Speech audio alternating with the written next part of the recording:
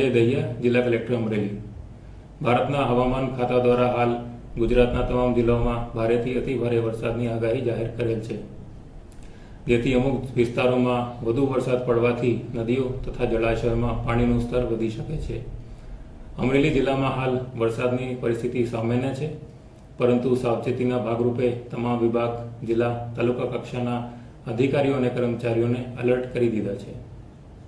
જિલ્લામાં આજથી એક એનડીઆરએફની ટુકડી પણ આવી ગઈ છે અને સાથે fire, police, panchayat, RNB, PGVCL તથા તમામ ખાતાઓની ટીમ પણ તૈયાર છે। અમે સોશિયલ મીડિયા, ટ્વિટરના માધ્યમથી વરસાદ સંબંધિત માહિતી લોકો સાથે સાંझा કરી રહ્યા છે અને તમામ તાલુકા, જિલ્લા કક્ષાના કંટ્રોલ રૂમના પણ ટેલિફોન નંબર શેર કર્યા છે। કોઈપણ બનાવની માહિતી લોકો 24/7 કંટ્રોલ રૂમ સાથે શેર કરી શકે છે। ખાસ હું જિલ્લાના નાગરિકોને અપીલ કરું છું કે આ સમયે નદીઓ, તળાવો, જળાશયોની નજીક જવાનું ટાળે અને સાવચેત રહે।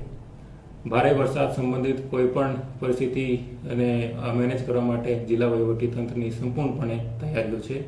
આભાર। જય હિન્દ।